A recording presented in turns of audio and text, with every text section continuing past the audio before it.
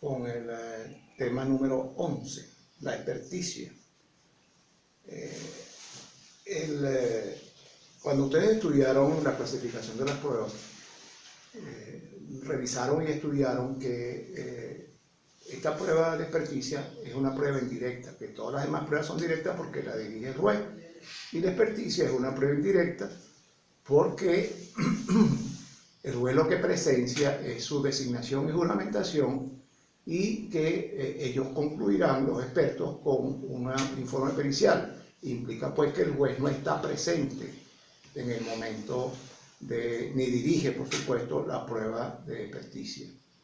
En todas las demás pruebas hemos sabido ya que el juez está presente en todas las demás, pero en esta solamente es la admisión de la prueba, en el acto de admisión, la designación por las partes y la correspondiente juramentación para que cumpla sus funciones como funcionarios judiciales accidentales, y que concluyen con un informe pericial que, como prueba indirecta, ustedes muy bien saben que el artículo 1427 dice que los jueces no están obligados a seguir el dictamen de los expertos si su convicción se opone a ello.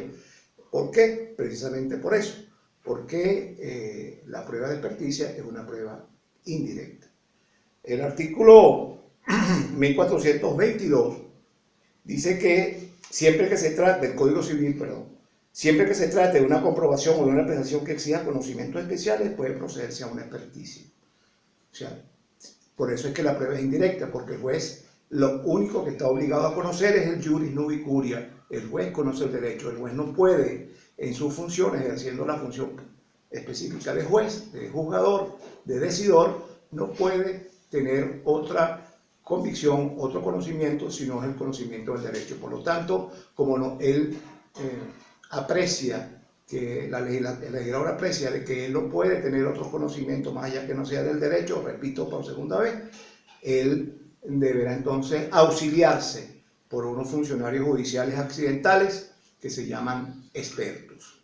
Cuando estudiamos la inspección judicial, recordamos que el juez, cuando protagonista de la prueba de inspección judicial, él no podía entrar a opinar sobre cuestiones apreciativas de conocimientos prácticos de un oficio, profesión o arte, que es lo que en realidad requiere los expertos, y que de hecho él, si lo necesitaba, podía asistirse por una persona llamada práctico, que no requiere tener conocimientos específicos sobre una materia.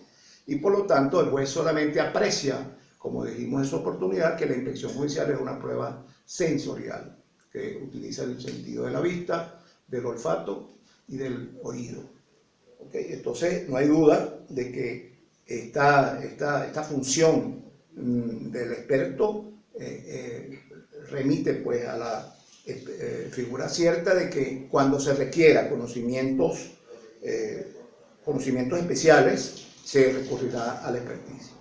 El 451 del Código de Procedimiento Civil dice que la experticia no se efectuará sino sobre puntos de hecho cuando lo determine el tribunal de oficio, recuerden, en los actos para mejor decidir, en los casos permitidos por la ley 401 y 514, o a petición de parte, y en este último caso se promoverá por escrito o por diligencia, indicándose con claridad y precisión. Digo claridad y precisión porque recuerden que los expertos van a actuar y van a hacer evacuar la prueba, y por lo tanto van a presentar un informe pericial. Entonces, mientras más claro y más preciso sea la promoción de los puntos que el promovente de la prueba requiere que se evacúen, tiene que ser muy preciso, tiene que ser muy diáfana, tiene que ser muy clara la prueba en particular, o la solicitud, o los puntos a los que se va a desarrollar. Con claridad y precisión los puntos sobre los cuales deban efectuarse. Dice el 453 que el nombramiento de los expertos, bien sea hecho por una de las partes o bien por el juez, no podrá recaer sino la negativa del legislador, legislando en forma negativa, que no creo que debe ser así, por profesión, por personas que por su profesión, industria o arte tengan conocimientos prácticos en la materia a que se refiere la experticia. O sea, se requieren conocimientos profundos. Tú no puedes utilizar o puedes designar un experto que va a conocer de cuestiones de ingeniería a un señor que lo que conoce son cuestiones de obras de arte. Pues entonces, por lo tanto, tiene que tener conocimientos prácticos de la materia a la que se refiere la experticia y a las artes y a la ciencia a la que se refiere la experticia. Y por lo tanto, no hay duda pues de que esta prueba requerirá de esa experiencia, de esa pericia, y por supuesto entiéndase que la experticia es un experimento, y ahí es donde viene la palabra experticia o experto, de experimento. ¿Ok? Cuando se procede a admitir la prueba, en este caso cuando ha sido promovida por la parte en el procedimiento. Dice el 454 que cuando la experticia ha sido acordada a pedimento de parte, las partes concurrirán a la ciudadanía para hacer el nombramiento debiendo presentar constancia, etcétera, etcétera. Pero esa prueba promovida tiene que ser admitida por el juez en el acto de admisión, y por supuesto el 452 dice que admitida la prueba, el juez fijará una hora al segundo día siguiente para proceder a los nombramientos de los expertos. O sea, entonces no hay duda de que admitida la prueba, el juez en el auto de admisión fijará una hora, usualmente a las 10 de la mañana, usualmente puede ser otra, pero es lo usual en el foro, a las 10 de la mañana, para que tenga lugar la designación de los expertos. La ley habla de nombramiento, pero en realidad es una designación que hace la parte en un acto que abre el juez de acuerdo al 454 que estábamos mencionando antes.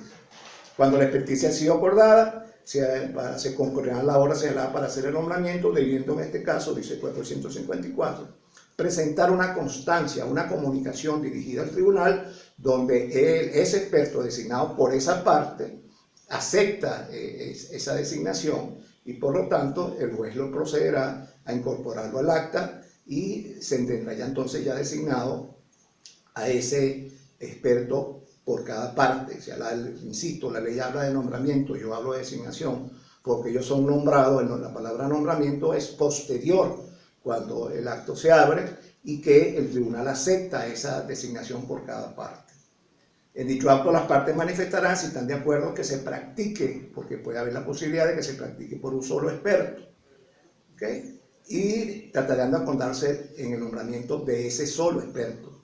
De no hacerlo, intervendría el juez entonces y él designaría, cuando designa, dice que es el nombre y el apellido de ese único experto.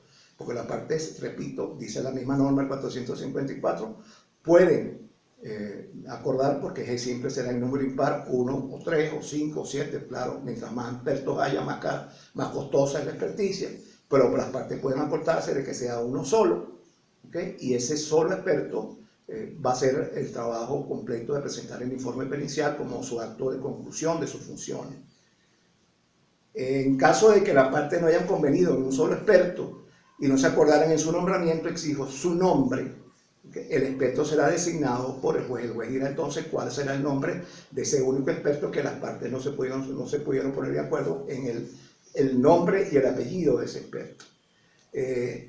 Si no se llega a un arreglo o un acuerdo de que sea un solo experto, van entonces a promoverse 3.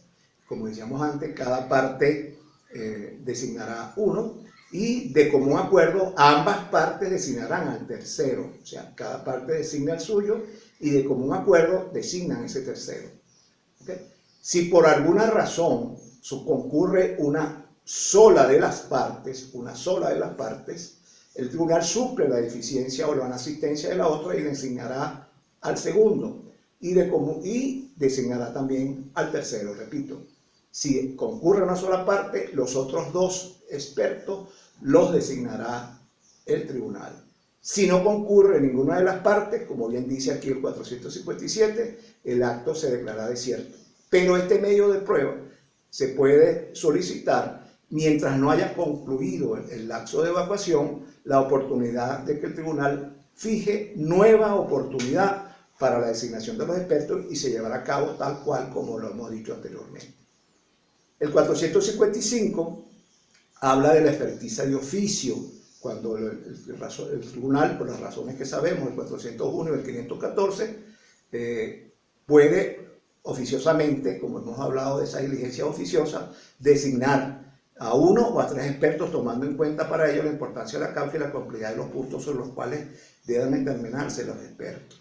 Recuerden ustedes, por ejemplo, que ustedes conocieron ya en el 9º semestre, conocieron la experticia para el avalúo de los bienes embargados, para concluir con el justiprecio. Eso es una experticia, pero específica de la ejecución o de los juicios ejecutivos. Y también conocieron la experticia complementaria del fallo cuando estudiaron la sentencia.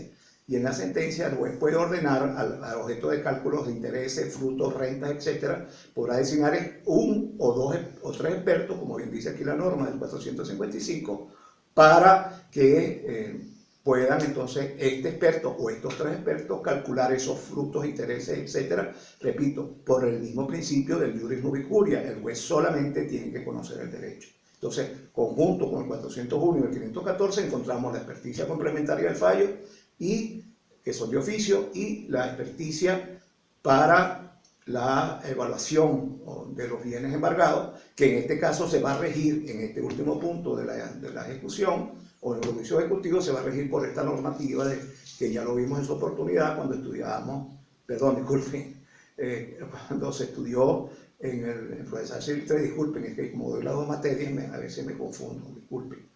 Entonces, no hay duda de que así será entonces la forma de designación de estos expertos.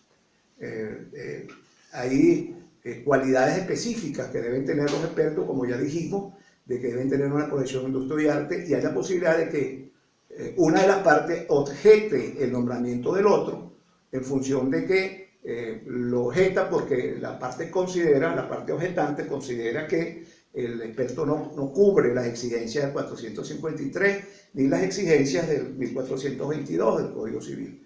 Y por lo tanto, está de considerarlo el juez pertinente, bueno, designará él mismo en el momento de decretar la sustitución por no cumplir los requisitos del 453 y del 1422, él designará a otra persona. El mismo artículo 453 dice que ese perito designado por el juez para este caso en particular, en el caso de que fuera objetado por no tener las cualidades exigidas en el encabezamiento del 453 y el 1422, tendrá entonces la posibilidad de que pueda ser sustituido por ambas partes, según expresa la última parte del 453 del Código de Procedimiento Civil. Ya tenemos entonces, bueno, el 456 habla del litisconsorte. Ustedes saben que el litisconsorte es activo y pasivo. El litisconsorte tiene que, en el momento de la designación, el litisconsorte es varias personas actoras o varias personas demandadas. En el litisconsorte, de ser una experticia, ellos tendrán que acordarse con la designación del experto que le corresponde a la parte activa o a la parte pasiva de ese litisconsorte. Pero eso no impedirá de que si por alguna razón existe uno solo de los litisconsortes, ese sea el que lo nombre. Y si no se ponen de acuerdo el grupo de litisconsortes, se elegirá por insaculando los nombres y sacándolo por la suerte, ¿no? Y por lo tanto ese será el experto que represente a la litisconsorte en esta evaluación de esta prueba. Eso sería en relación a la designación. De todas maneras, hay aquí el 471, yo dije antes, al principio de este segmento, de que los expertos al momento de ser juramentados, designados juramentados por el juez, la juramentación frente al juez, de cumplir fielmente con sus funciones, pasan a ser funcionarios judiciales accidentales. Y el artículo 82 del Código de Procedimiento Civil dice que cuando un funcionario judicial, sea permanente o accidental, incurra en alguna de las 23 causales de recusación del artículo 82 del Código de Procedimiento, podrá ser recusado. Y el 471 dice que una parte no podrá recusar al experto nombrado por ella misma o aquel que nombre al juez en su lugar, sino por causa superviniente, o sea, que no conocía la causa al momento de la designación y hubo una causa superviniente. Después de designado aparece la causal de recusación de las cualquiera que hemos mencionado, o que están mencionadas, perdón, en el artículo 82 del Código de Procedimiento. El 469 va a dar una multa por negligencia por parte del experto, y el 470 dice que cuando haya falta absoluta por más de 15 días del experto, el tribunal procederá. Entonces, en todo caso, el impedimento del experto durase más de 15 días, se nombrará un nuevo experto conforme a las disposiciones anteriores. ¿Qué significan las disposiciones anteriores? Bueno, que se convocará la oportunidad para que la parte a quien se decrete la falta absoluta designe a un nuevo experto.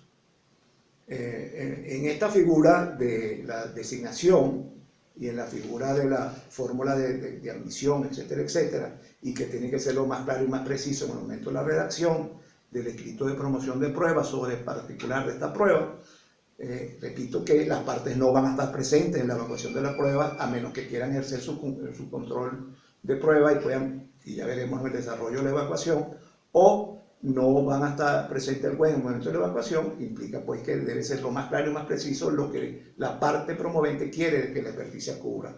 Porque insisto, algo que ustedes revisaron ya en el trabajo que presentaron para la segunda evaluación, que el 1427 dice que los jueces no están obligados a seguir el dictamen de los expertos si su convicción se opone a ello. El juez tendría que motivar, la posibilidad de decir que no admite el medio de prueba por deficiencia de la evacuación de la misma, y esa función está en el 1427. No hay duda que esa decisión va a ser motivada suficientemente por el juez en la sentencia, y por lo tanto, si la parte afectada no estuviera de acuerdo, por supuesto tendrá derecho de apelar, si le causa un gravamen, por supuesto, de la sentencia definitiva. Luego, pues, de haber sido designado de todo esto que hemos hablado, el 458 dice que luego de 3 días después del acto de designación, los expertos designados en esa oportunidad se juramentarán ante el juez al tercer día mediante una simple diligencia donde aceptan el cargo y se juramentan cumplirlo fielmente. En este caso, yo entiendo que están ya nombrados, ya fueron juramentados, está nombrado el experto. Pero ¿qué sucede con aquellos expertos que fueron designados por deficiencia de la asistencia de una de las partes por el juez, o porque no se pusieron de acuerdo con el nombre del único experto, o la tercera posibilidad, cuando no se pusieron de acuerdo con el tercero y lo tuvo que nombrar el tribunal? Entonces, en este caso, habrá que emitir en el mismo acto de designación boleta de notificación para que estos expertos o estas personas designadas por expertos sean seguramente al tercer día siguiente, o como dice la norma, para que estos, pues, seguramente, tal como dice el artículo 458. Dice el 458 que al tercer día siguiente, aquel en el cual se ha hecho el nombramiento, los expertos por las partes, a la hora que fije el juez, los nombrados deberán concurrir al tribunal sin necesidad de notificación, a prestar juramento desempeñando fielmente el cargo. A tal efecto, cada parte, por el solo hecho de hacer el nombramiento del experto, tiene la carga de presentarlo al tribunal en la oportunidad aquí señalada, al tercer día, a la hora que fije el tribunal, para que se juramente. Si el experto nombrado no compareciera oportunamente, el juez procederá inmediatamente a nombrar a otro en su lugar. Y el 459, que es importante destacarlo, la experticia acordada de oficio o pedimento de parte, el experto o los expertos que nombre el juez, que es el caso que yo he indicado, el nombre en un caso, o la deficiencia de las dos partes, o el tercero que no se pusieron de acuerdo, se prestará su aceptación o juramento dentro de los 3 días siguientes a su notificación. En el encabezamiento habla de que es al tercer día los designados, pero los notificados es cualquiera de los 3 días después de que conste en el expediente que el alguacil notificó a estas personas del 459. Dice el 460, ya es el momento en que los expertos van a fijar el tiempo en que van a tomar ellos para evacuar la prueba de experticia. Esta prueba de experticia, y en este punto me permito hacer esta excepción, el medio de prueba de experticia es el único medio de prueba, repito, que no evacúa el juez, y por lo tanto es previsible, de que el tiempo que fija el 460, que son de 30 días, pudiera llegar más allá del lapso de evacuación de prueba. Eso no hay impedimento, y el 461 igualmente dice que podrá pedirse prórroga si ellos no han podido cubrir el tiempo necesario para la evacuación de la prueba y concluir pues un acto que se llama informe pericial, que ya hemos mencionado anteriormente. Entonces, el juez en el acto de la juramentación, dice la norma del 460, ellos fijarán el tiempo, pues, y lo harán a saber al juez el tiempo que ellos van a otorgar, o perdón, disculpen, van a necesitar para la evacuación de la prueba. El 460 dice que el mismo acto de juramentarse los expertos, el juez consultará a cada uno de ellos sobre el tiempo que necesiten para desempeñar el cargo y luego fijarán sin exceder de 30 días y fijarán también el término de la distancia ida y vuelta respecto al lugar donde haya de practicarse la diligencia, si tal fuera el caso. Y el 461, en todo caso, el juez podrá prorrogar el tiempo fijado a los expertos cuando esto así solicitaren antes del vencimiento y estume procedente en razón de los alegatos abusivos por los expertos. ¿Qué significa esto en idioma coloquial? Los expertos fijan un tiempo, ¿okay? Y que puede, repito, pasar de los 30 días de evacuación. Este es el único medio de prueba que puede pasar, más consignar el informe pericial más allá de los 30 días de evacuación de prueba. Repito, es el único medio de prueba porque es una prueba indirecta por ya todos los razonamientos que hemos dado anteriormente. Ellos van a fijar el tiempo y si por alguna razón no pueden cubrir el tiempo que inicialmente solicitaron, podrán pedir una prórroga de acuerdo al 461. Esto es lo que dice la norma, pero en la práctica forense, cuando los expertos se juramentan, no hay duda de que ellos van a fijar el tiempo, pero también fijan sus honorarios a la parte promovente de la prueba. Esa es la realidad forense, lo que sucede en los tribunales realmente. Ellos fijan el tiempo para presentar el informe pericial o el tiempo de evacuación y posteriormente ellos fijarán sus honorarios a la parte promovente de la prueba. Aquí hay una cosa que es cierta en la vida ordinaria del ejercicio profesional. Si no hay consignación o pago de los honorarios a los expertos, no hay informe pericial.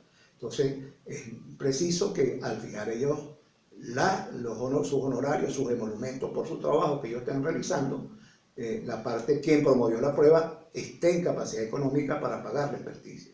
Porque, repito, si ellos hacen su trabajo, no van a consignar el informe pericial, más hasta tanto no se le consignen o se le paguen, mejor dicho, se le paguen sus honorarios profesionales. Eso es una realidad que no prevé el legislador, porque el legislador no puede ir más allá de lo que puede ser o cumplirse en la realidad forense durante todos los días en los tribunales. El 462 dice que cuando la experticia fuera de tal naturaleza que a su juicio los expertos pueden practicarse inmediatamente después juramentado, así por hacerlo, indicando el dictamen acto continuo previa autorización del juez. Esta es una norma que, si bien es cierto, permite agilidad en el proceso, en realidad en mi vida profesional la he visto porque, repito, si no hay pago de honorarios o de emolumentos por su trabajo, no consignan la experticia. Entonces, es una norma con mucha ética y mucha moralidad del legislador, pero que al final no se cumple, en mi vida profesional no se ha cumplido. A lo mejor ustedes tendrán la dicha más adelante en este país que va a desarrollarse mucho mejor que ahora, tendrán pues la posibilidad de cumplirse esta norma del 462. No estoy diciendo que está derogada, lo que digo es que la cuestión rutinaria en tribunales no permite que se cumpla. El 463 dice el 466 dice una norma también romántica, dice el 466 dice que los expertos, junto por intermedio de cualquiera de ellos, deberá hacer constar en autos con 24 horas de anticipación por lo menos el día y la hora y lugar en que se dará comienzo a la diligencia, sin perjuicio de que la asistencia de las partes a la misma convaliden lo actuado sin tal circunstancia. ¿Qué dice el 466? Bueno, que los jueces, los expertos deben fijar con 24 horas de anticipación el lugar y hora en lo que ellos van a iniciar su función. Esto dice la misma norma que si no lo hacen, no invalida o no traerá como consecuencia convalide o no convalide la experticia. O sea que hagan o no hagan, no va a pasar absolutamente nada.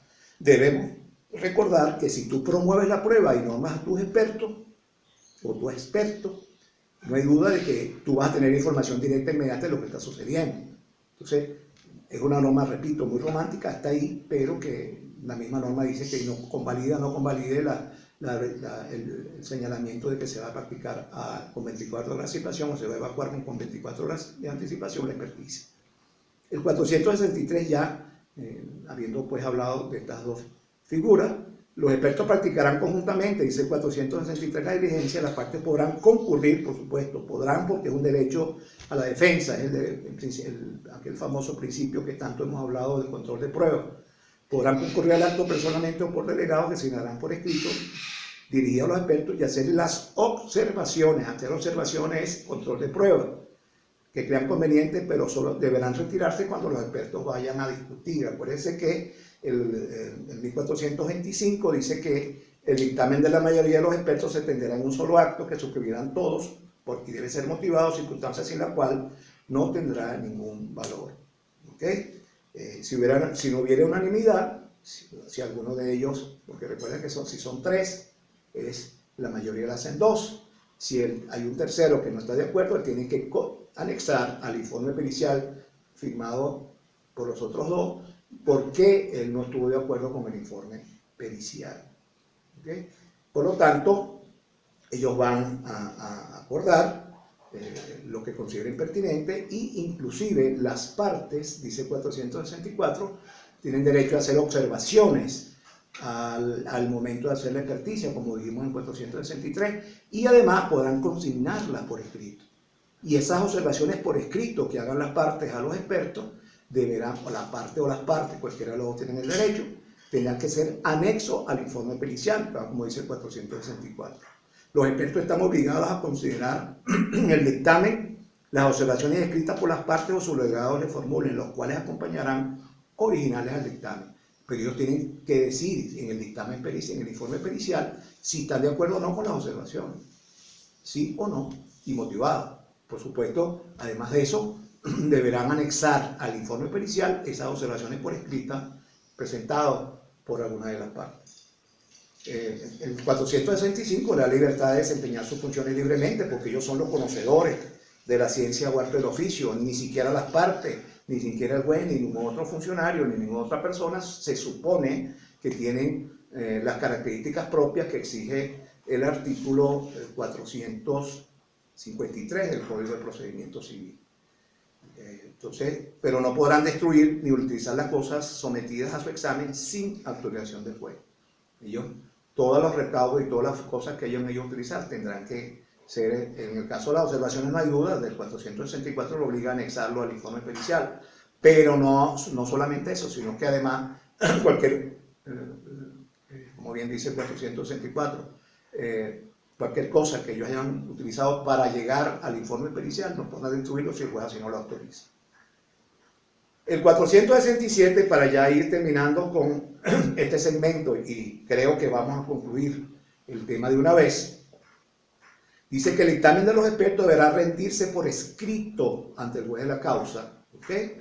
O su comisionado, si tal fuera el caso, y deberá contener en la forma indicada en el Código Civil, en un dictamen razonado, etcétera, etcétera, etcétera, etcétera.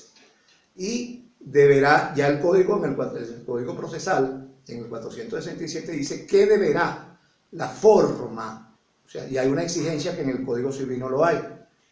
La exigencia es la forma que debe cumplirse este informe, que como ustedes verán aquí en el comentario que haremos, se agregará inmediatamente al auto y deberá contener por lo menos descripción detallada de lo que fue objeto de la experticia, método o sistema utilizado para el examen, las conclusiones que se hayan llegado a los expertos. Inclusive, cuando estudiamos la experticia, hablábamos de la inspección judicial, que de acuerdo al 502, los reconocimientos judiciales, el juez podía ordenar fotografías o videos, etcétera, y levantamientos de cálculos, de planos y tal.